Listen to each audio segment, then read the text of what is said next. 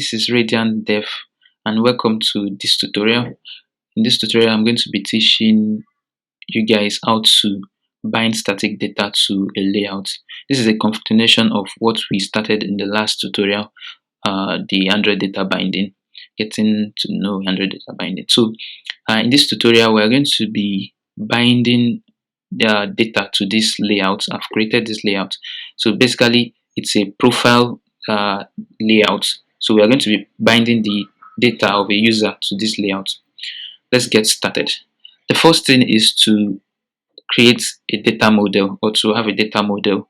The data model basically creates an abstraction of the data that we are going to be using in this view. So it's just like a class that contains probably the username, the user group, the points, and every other detail we may want to add for a user. So I've done that. I've created for us a model which I've named user model, and see it has the name, which is the username, the group, points, and every other thing that we would like to add in this layout.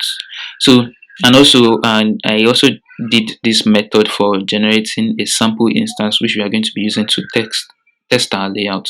So let's get started. The first thing here is, after you've created the model, you need to create a variable that will be an instance of that model. So let's just call the name of the variable user. Then the type will be this class, which is the class for your model. So you just type the name of the class, user model. It should bring out the full parts. Okay, now after it has brought out the full parts, just click enter, and then let's start binding. So since we already have this variable, it's the variable we are going to be using to bind each of the data. Let's start with the username. So to bind using a variable in data binding, you need the @ symbol. This is just the basic syntax. The @ symbol and these curly braces. Now inside the curly braces, you reference the variable, then the property of that variable you want to get. So we want to get the username. So that's this how to get username. It's that simple. Then the next thing is the user group. You are just going to do the same thing, syntax, then user dot group. There we have it. The next thing is the points. So for the points, currently we are just going to be using the points as we have it. But normally there's supposed to be a format for the points. That is this format. That is supposed to help us to format. We're supposed to write a function, a method to help us to format the points to come out in this way. We are going to be doing that when we get to in the next tutorial, where I'll be talking about binding adapter. So let's just bind the points directly for now. User dot points. We can't just set the user point directly because it's a we can't just set the user point directly because it's an integer. So we are going to be needing this string dot. We need to convert it to a string dot value of, then put that in the bracket.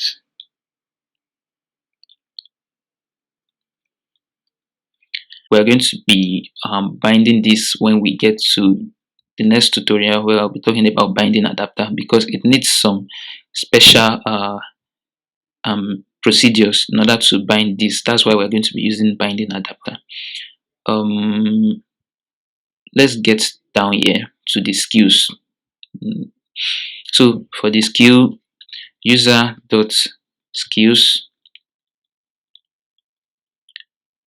Oh, sorry, I forgot to do something. I didn't create the getter and setter for the skill.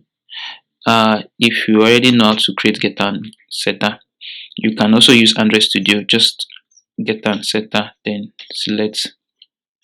Then let's get back here. So we can just user dot skills. You can see it's out here. Then we need the first skill. So that gives us the first skill. The next one, we need the second skill. user.skills, the second skill, and we're just going for 4 skills here. User.skills, the this third skill, then finally user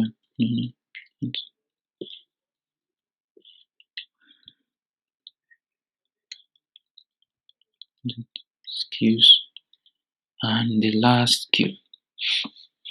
Okay, so that's basically how to bind with data binding, how to bind directly with data binding. Now, another thing to note: this is called a binding expression.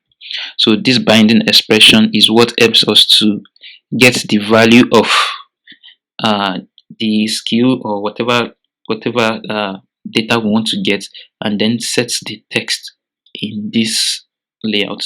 After using the binding expressions to set all the text, just as we have done the ones we want to set, now we need to pass an object of this data model, or an instance of this data model, that will be containing the data we want to set to this. We need to pass it inside this layout from the Java file. So how do we do that? We already have our binding variable, this binding variable. So all we have to do is to just, you can see the data binding library has created for us this method set user. So what we just do is we need to pass the user, and as I've said earlier, that I've created a method here, a static method here, that generates a sample data for us. So we can just use that method, user model.get sample instance, and there we have it. We have set in order to make it clearer, let's make this a separate variable. So that makes it clear. Instead of sample, let's just call it user.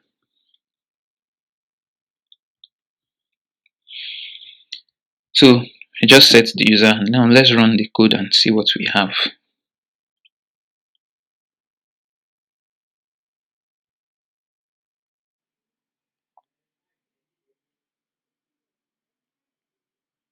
Okay, so we can see everything is set. Let's go back to and confirm.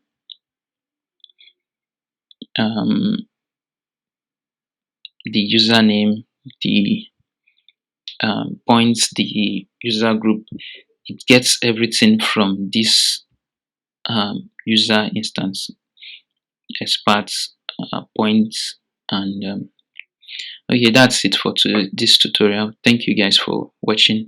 Please subscribe and like.